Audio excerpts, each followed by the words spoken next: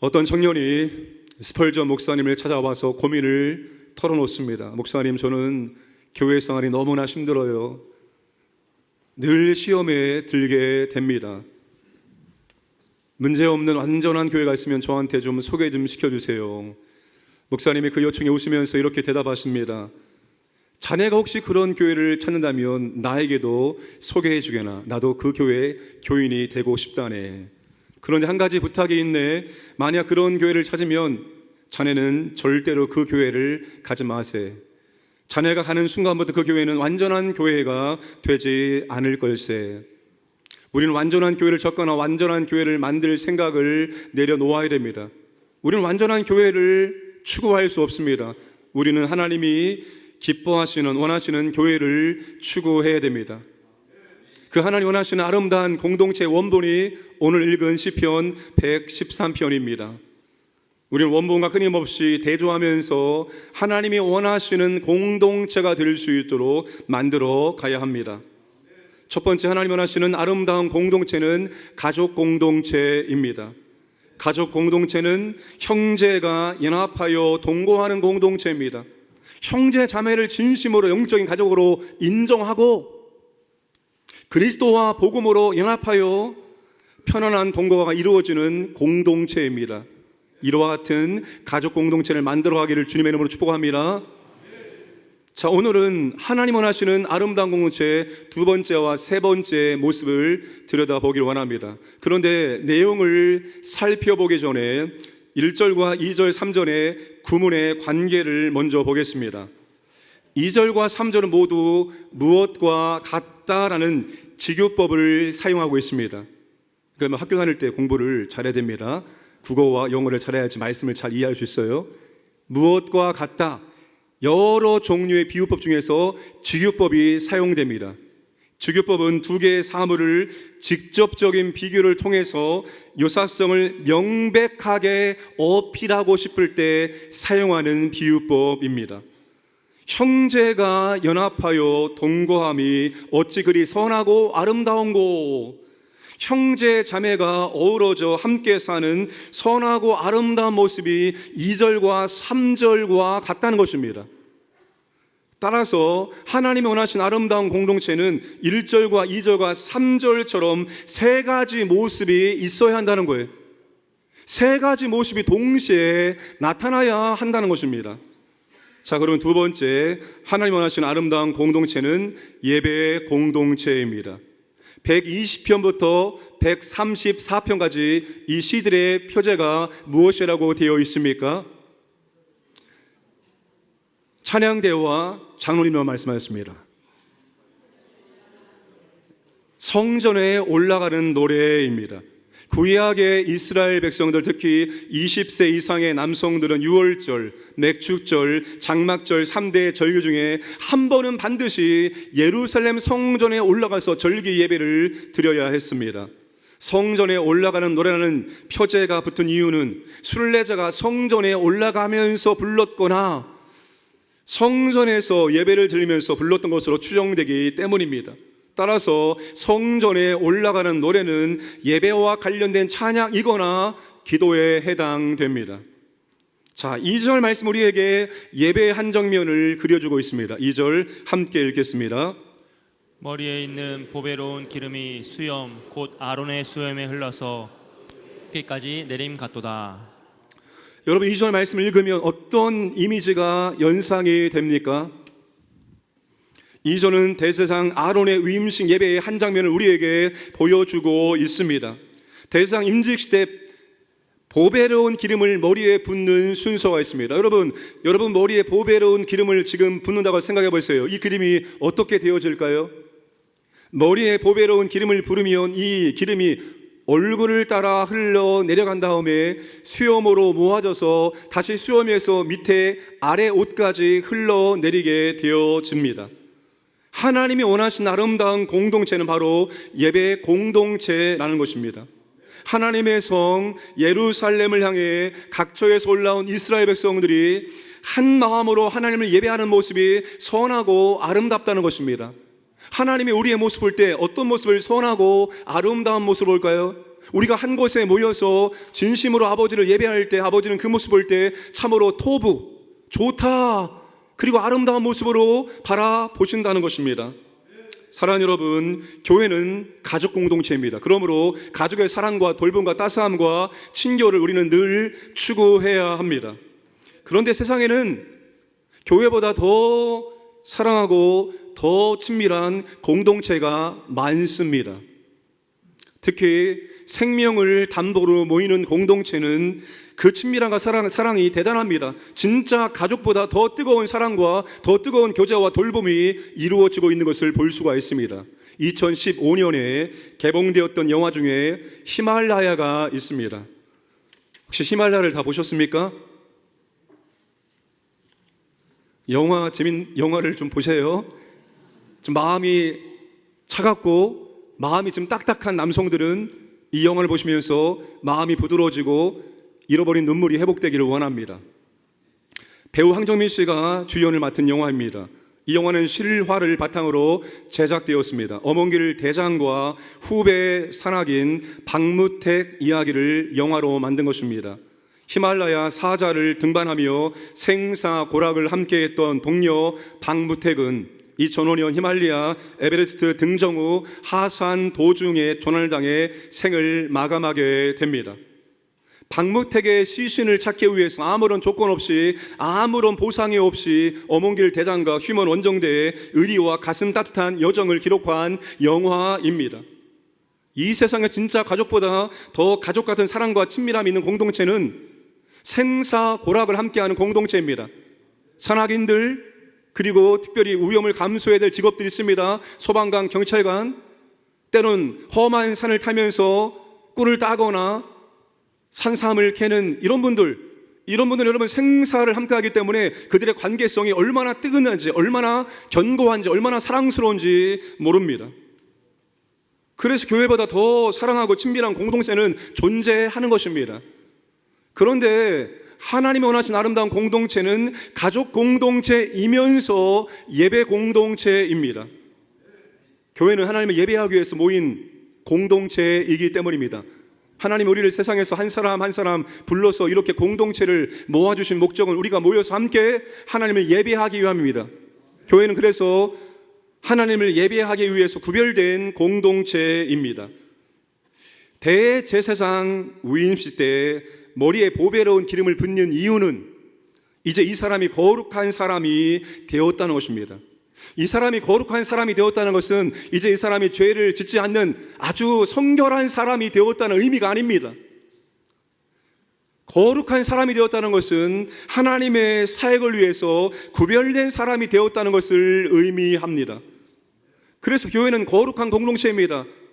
왜 거룩한 공동체입니까? 하나님을 예배하기 위한 목적, 하나님을 예배하기 위해서 구별된 공동체이기 때문에 교회를 우리는 거룩한 공동체라고 부르는 것입니다. 사랑하는 여러분, 하나님 원하신 아름다운 공동체는 진심으로, 기쁨으로, 감사함으로 하나님을 예배하는 공동체입니다. 오늘 여러분은 즐거운 예배 생활을 하고 계십니까? 오늘 여러분은 즐거운 예배 생활을 하고 계십니까? 안 해도 이럴 때는 아멘 하는 거예요. 그러면 회복되는 거예요. 여러분 우리 교회에 주보에 오시면 성도의 5대 실천 사항이 있습니다. 그 5대 실천 사항 가운데 첫 번째 실천 사항이 무엇인지 아십니까? 장로님은 바로바로 나오잖아요. 주보를 봐보세요. 첫 번째 한번 다 같이 읽겠습니다. 시작. 여러분 우리 교회 성도 5대 실천사항 첫 번째가 주일 성소로 거룩한 예배 생활입니다. 그런데 이 거룩한 예배 생활은 즐거운 예배 생활을 의미합니다. 어떤 분은 주일을 손꼽아 기다리다가 주일에 즐거운 마음으로 마치 우리가 어렸을 때 소풍을 가는 마음을 가지고 교회에 나옵니다. 그리고 온종일 그분의 밝은 얼굴을 우리에게 보여주십니다. 그런데 어떤 분은 주말이 되면 또 일요일이 이렇게 빨리 왔는가 하면서 짜증스러워합니다. 그리고 예배가 시작된 예배당을 걸어 들어오면서 시큰둥한 표정으로 털썩 자리에 앉아 사방을 두리번거립니다. 멍하게 앉아서 찬송을 부를 때에는 다 죽어가는 개미 소리만 하게 부릅니다. 헌금하는 시간에는 주머니에서 부시럭거리면서 구겨진 돈을 꺼내면서 언짢은 듯이 헌금 주머니에 넣습니다. 그리고 설교가 시작되면 어김없이 꾸벅꾸벅 졸기 시작합니다. 그 놀라운 사실은 설교가 끝날 때쯤 되면 어김없이 일어납니다. 그리고 축도가 끝나자마자 불이 나게 자유라 외치면서 교회 문을 박차고 나갑니다. 즐거운 예배 생활이라고 말할 수 있겠습니까? 여러분, 우리가 즐거운 예배 생활, 거룩한 예배 생활을 해야 됩니다. 어떻게 하면 즐거운 예배 생활을 할 수가 있습니까? 우선 내가 정말 예수님을 바로 믿고 있는가, 내가 정말로 하나님을 진심으로 사랑하는가부터 검토하는 것이 현명한 일입니다. 여러분, 사랑하는 애인을 만나러 갈 때 여러분 어떻게 했습니까? 과거에, 지금 말고요. 과거에 여러분의 짝꿍들을 만날 때 어떤 마음을 하십니까? 그 사랑하는 사람을 만나기 위해서 아침에 일찍 일어나서 꽃단장하고 그렇게 여러분 즐거운 마음으로 시간이 늦을까봐 헐레벌떡 뛰어가지 않았습니까? 만나기 싫은데 어쩔 수 없이 나왔다는 그런 모습을 보여주기 위해서 여러분 시간에 늦게 나오고, 그리고 처진 어깨로 무거운 발걸음으로 나온 분은 아무도 없습니다. 주님을 사랑하고 있는지, 정직한 마음과 하나님의 도우심을 구하는 마음으로 자신의 믿음을 재확인해 보아야 할 것입니다. 코로나19를 지나면서 예배 형식의 변화가 가속화되고 있습니다. 국민을 위해서 개신교인 신앙 미디어 영향력 증가, 출석 교회 설교 감소라는 제목의 기사를 읽었습니다. 개신교인의 신앙 활동 매체 이용률이 매우 높아지고 있다는 사실입니다. 성도의 신앙 성장 도움의 요인이 예배와 설교는 줄어들고 미디어는 가파르게 상승하고 있다는 사실입니다.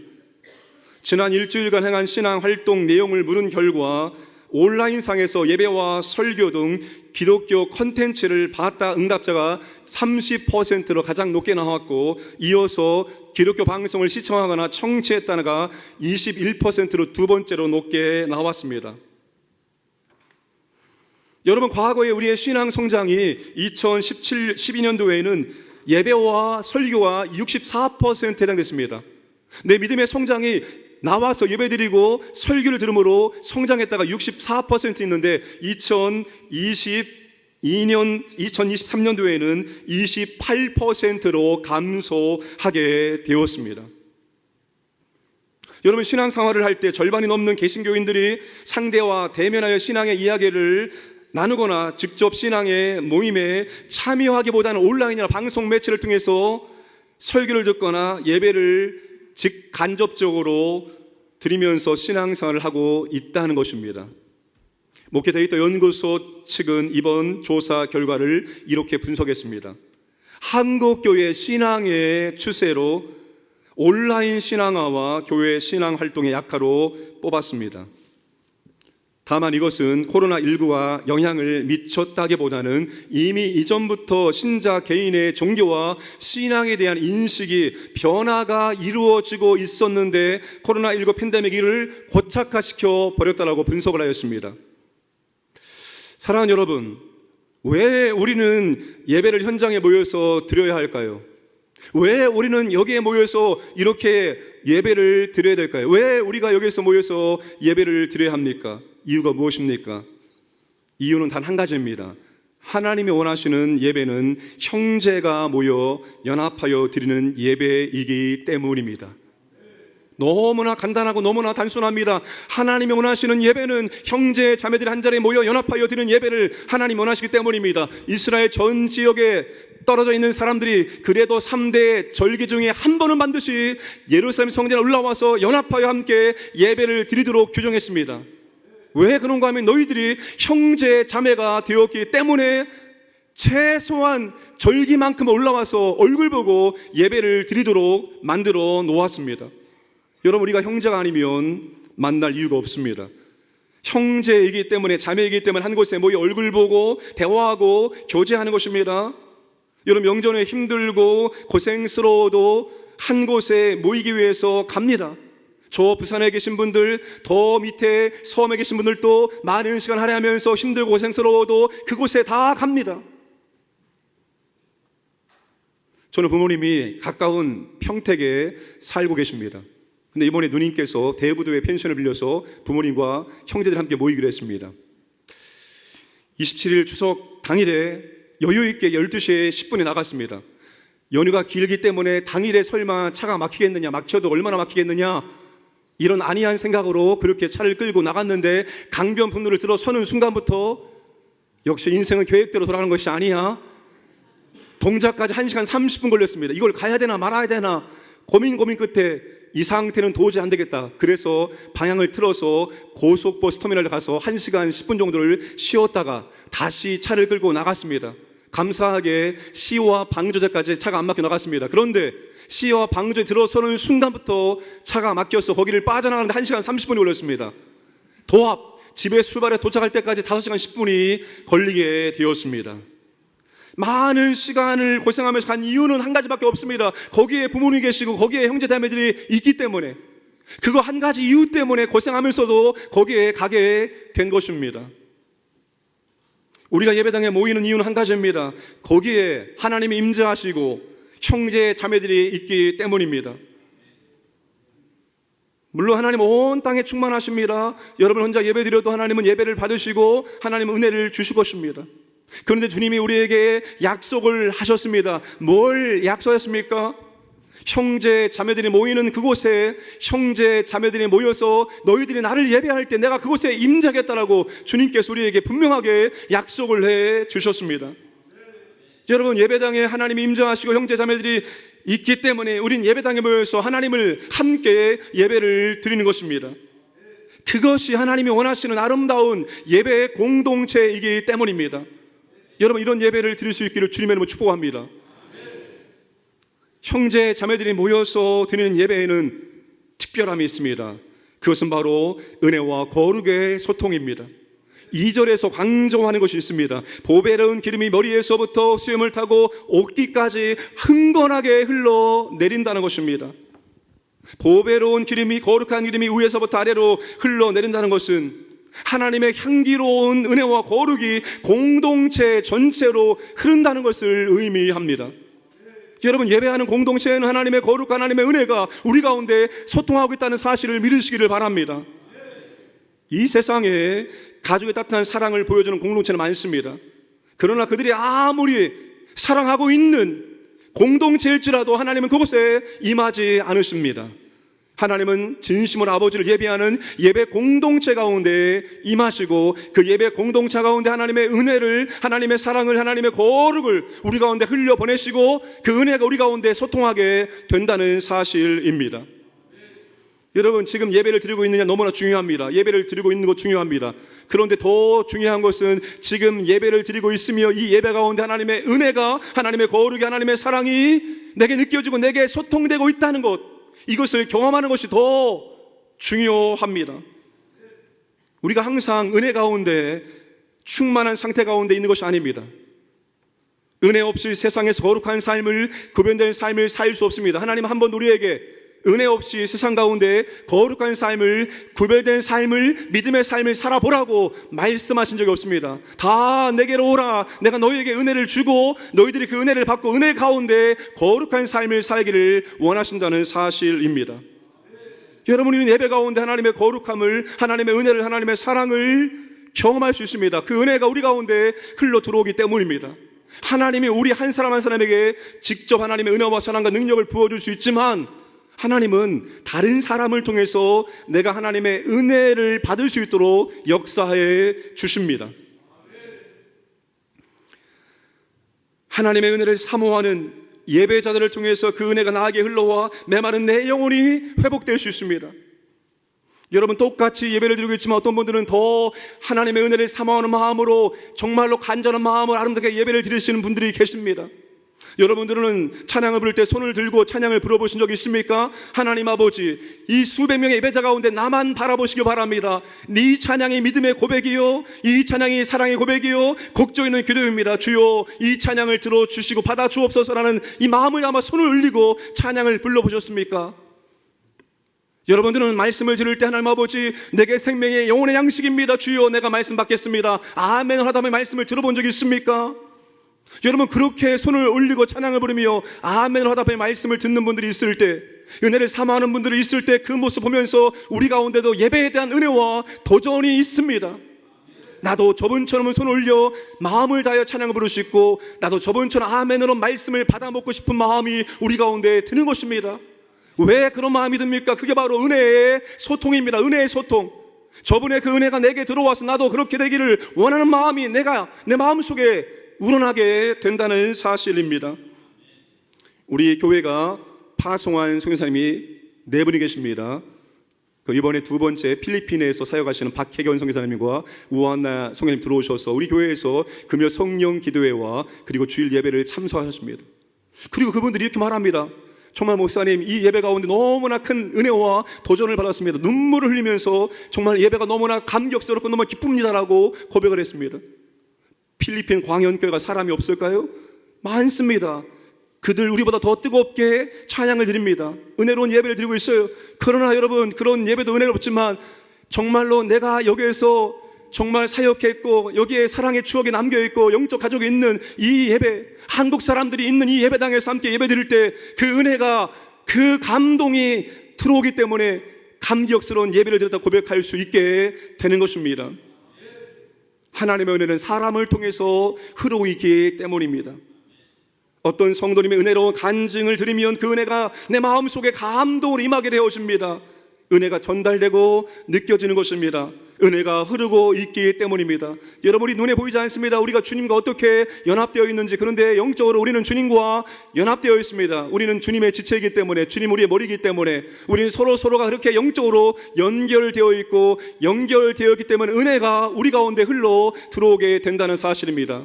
에베소서 4장 16절 말씀을 함께 읽겠습니다. 그에게서 온 몸이 각 마디를 통하여 도움을 받음으로 연결되고 결합되어 각 지체의 분량대로 역사하여 그 몸을 자라게 하며 사랑 안에서 스스로 세우느니라. 세 번역은 온 몸은 머리이신 그리스도께 속해 있으며 몸에 갖추어져 있는 각 마디를 통하여 연결되고 결합함됩니다. 눈에 보이지 않지만 영적으로 연결되어서 다른 사람의 은혜가 내게 흘러 들어오는 것입니다. 다른 사람의 그 감동이, 그 열정이, 그 예배에 대한, 찬양에 대한 그 모든 것들이 우리 가운데 느껴지게 되어 있습니다. 그런데 여러분, 혼자서는 다른 사람의 은혜를 느낄 수가 없습니다. 우리는 함께 모여 예배드릴 때 그분의 은혜가 내게 들어오게 되어 있습니다. 그분의 열정이 내게 들어오게 되어 있습니다. 그분의 아름다운 모습이 내게 들어오게 되어 있습니다. 그래서 우리는 형제자매들이 함께 모여서 함께 하나님을 예배해야 되는 것입니다. 여러분, 그런 예배의 공동체가 되기를 원합니다. 아니, 언젠가 여러분, 우리가 정말 이렇게 모여서 예배를 드릴 수 없는 날이 올 수 있잖아요. 코로나19보다 더 강력한 바이러스가 우리가 현장에 모이지 못할 때가 있을 때는 어쩔 수 없이 우리는 온라인으로 예배를 드려야 됩니다. 그러나 그렇지 않을 때 우리는 여러분, 정말 사모하는 마음으로 우리가 이 자리에 모여서 함께 예배드릴 때 하나님의 은혜를 부어주셔서 나를 통과해서 다른 사람에게 그 은혜가 흘러감으로 은혜가 소통되어지는 그런 예배 공동체를 만들어갈 수 있기를 주님의 이름으로 축복합니다. 세 번째 하나님 원하시는 아름다운 공동체는 생명 공동체입니다. 3절 말씀 함께 읽겠습니다. 헐몬에 있으리 시온의 산들의 내림 같도다. 거기서 여호와께서 복을 명령하셨나니 곧 영생이로다. 방송실 3절을 띄워주세요. 함께 읽겠습니다. 헐몬에 있으리 시온의 산들의 내림 같도다. 거기서 여호와께서 복을 명령하셨나니 곧 영생이로다. 저렇게 준비 잘했는데 타이밍을 못 맞춰서 못 띄웠으면 얼마나 마음이 상처가 되겠습니까? 하나님을 예배하는 공동체는 시온산의 헐몬의 이슬이 가득 내려 산 전체를 싱싱하게 회복하는 것과 같다는 것입니다. 헐몬은 해로무는 산을 의미합니다. 이스라엘 북쪽 끝에 헤르몬 산이 있습니다. 갈릴리 호수 북동쪽 64km 지점에 있고 백두산보다 조금 더 2815m입니다. 이 헤르몬 산 정상에는 만년설이 있습니다. 이 만년설이 녹아서 바로 요단강의 중요한 수원이 되어집니다. 눈이 녹은 물이 요단강에 들어가서 이 요단강이 북에서 남으로 흘러내려가면서 팔레스타인 전체에 그렇게 물을 공급해 줍니다. 또한 헤르몬 산은 엄청난 양의 이슬을 만들어냅니다. 1년에 1324mm 양의 이슬을 만들어냅니다. 이 이슬이 팔레스타인 지역에 내려 땅을 촉촉하게 만들어줍니다. 이스라엘 지역에서 이슬이 상징한 것은 바로 생명입니다. 건조한 땅을 촉촉히 적셔서 생명을 발화시키고 성장시키는 땅으로 만들어 주기 때문입니다. 신구약 시대에 이슬이 비를 대신했기 때문에 이슬이 없으면 풍성한 수확을 기대할 수 없습니다. 그래서 이슬은 그들에게 생명이요 성장과 직결되어 있습니다. 아름다운 교회 공동체는 바로 생명 공동체입니다. 생명 공동체는 생명이 살아나고 생명을 살리고 생명을 성장하게 하는 공동체입니다. 이 생명은 영적인 생명과 육적인 생명을 모두 포함하는 그런 생명입니다. 주님이 이 땅에 오신 목적이 무엇입니까? 우리에게 생명을 주기 위해서, 우리에게 생명을 더 풍성히 누리게 하기 위해서 이 땅에 오셨습니다. 요한복음 10장 10절 말씀 함께 읽겠습니다. 도둑이 오는 것은 도둑질하고 죽이고 멸망시키려는 것뿐이요 내가 온 것은 양으로 생명을 얻게 하고 더 풍성히 얻게 하려는 것이라. 도둑은 사탄과 악한 영들을 의미합니다. 도둑은 우리를 속여서 우리의 건강과 시간과 물질 등을 훔치고 죽이고 파괴하는 것이 목적입니다. 여러분의 인생에 어떠한 문제가 생기면, 어려움이 생기면 정신을 바짝 차리셔야 합니다. 항상 악한 영들은 문제와 더불어서 기생하기 때문입니다. 문제를 더 악화시키고 문제를 통해서 우리에게 더욱더 비참하게 고통을 가하기 위해서 역사합니다. 그래서 문제가 생기면 정신을 바짝 차리고 우리가 악한 영들에게 속지 않아야 됩니다. 그런데 주님은 우리에게 생명을 주시고 그 생명을 더욱더 풍성하게 누리게 하기 위해서 오셨습니다. 주님 이 땅에서 3대 사역이 무엇입니까? 마태복음 9장 35절에 예수께서 모든 도시와 마을에 두루다니사 그들의 회당에서 가르치시며 천국 복음을 전파하시며 모든 병과 모든 악한 것을 고치시니라.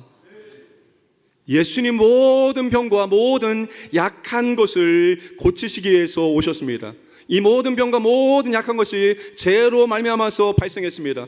주님은 죄의 문제를 해결하기 위해서 오셨기 때문에 죄로 말미암아 발생한 모든 병과 모든 약한 것을 고쳐 주신 것입니다. 사랑하는 여러분, 교회가 다시 부흥되기를 사모하시고 기대하시고 기도하시고 여러분들이 교회 부흥에 불시 도화선 되기를 주님의 이름으로 축복합니다. 여러분, 교회가 다시 부흥되어야 됩니다. 교회가 다시 부흥되어야 되는데 교회가 어떻게 하면 다시 부흥될 수 있을까요? 도대체 교회는 어떻게 하면 다시 부흥될 수 있을까요? 여러분, 교회가 다시 부흥되기 위해서는 교회는 세상에 없는 것이 있어야 되고 세상에 줄 수 없는 것을 줄 수 있어야 됩니다. 아니, 세상에서 얻을 수 있는 것, 교회에서 얻을 수 있다면 굳이 교회까지 올 필요가 무엇입니까? 그런데 교회, 세상에서 얻을 수 없고 세상에서 줄 수 없는 그것을 교회가 얻을 수 있다. 그러면 사람들은 교회에 관심을 기울이고 교회로 나오게 될 것입니다. 교회가 줄 수 있는 것이 무엇입니까? 교회만이 있는 것이 무엇입니까? 그게 여러분 영적인 생명이죠. 영원한 삶을 살 수 있는 비밀이 교회 가운데 있습니다. 예수님을 구세주와 주님을 영접하면 그에게는 영생을 선물로 받게 되어지고 이 땅의 삶이 끝나면 영원한 삶을 그는 살게 될 것입니다. 그런데 여러분, 그런 영적인 생명이 있는 것이 아니라 교회는 육적인 생명도 허락해 줄 수 있다는 사실입니다. 주님의 3대 사역은 분명히 우리의 질병을, 우리의 연약한 것을 치유하는 것입니다. 고치는 것이었습니다. 근데 왜 오늘날 교회는 이런 치유의 역사가 과거에 비하면 현저하게 감소되었을까요? 여러분, 요즘 우리는 너무나 많은 선택사항을 가지고 있습니다.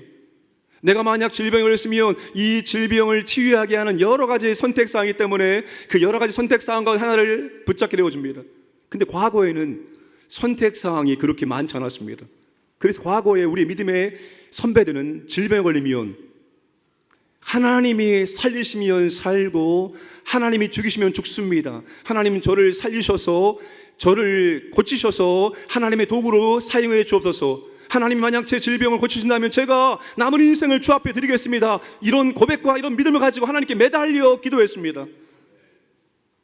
그리고 하나님은 그 질병과 약한 것들을 치유하시고 고쳐주셨습니다. 근데 오늘날 너무나 많은 선택사항 때문에 우리가 하나님께 나와서 하나님의 은혜를 구하기 이전에 다른 것을 의지하고 있다는 것입니다. 병원을, 의사를, 약을 무시하는 것이 아닙니다. 다 하나님 일반 은총의 가운데 우리가 잘 사용하면 됩니다. 그런데 여러분, 그것들보다 더 중요한 것은 여러분, 우리가 하나님께 나와서 하나님께 먼저 더 간구하고 의지해야 한다는 사실입니다. 모든 생명의 근원이 바로 하나님이시기 때문입니다. 여러분, 교회는 그런 영적인 생명, 육적인 생명이 주어지게 된다는 것입니다.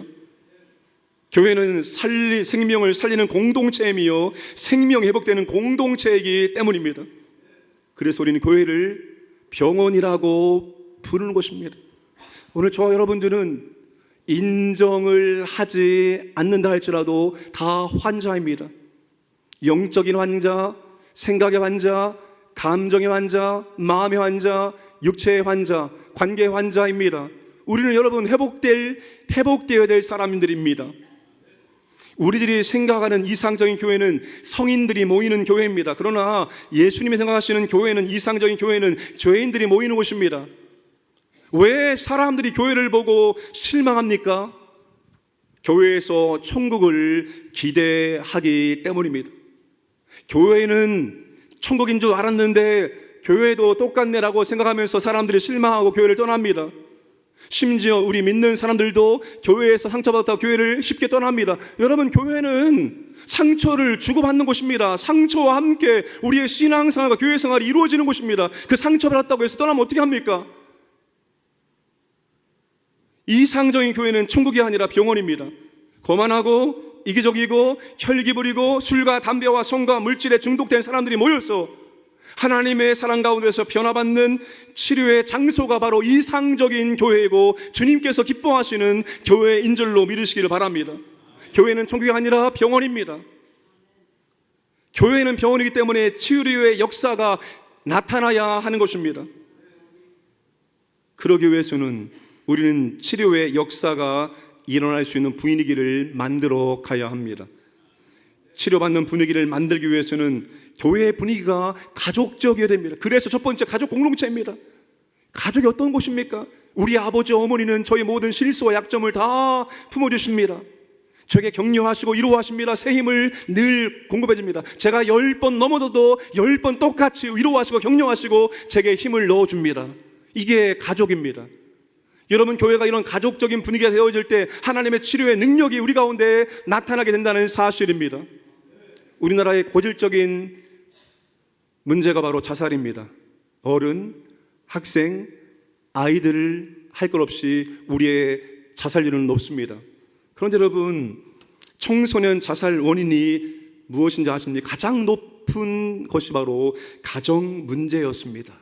가정 문제가 청소년 자살 원인 1번이었습니다. 가정이 깨어지고 부부 관계가 깨어짐으로 말미암아서 그 안에 있는 자녀들이 고통받다가 결국 마지막 선택을 하게 된다는 사실입니다. 아동과 청소년 우울증이 지금 증가하고 있습니다. 급증하고 있습니다.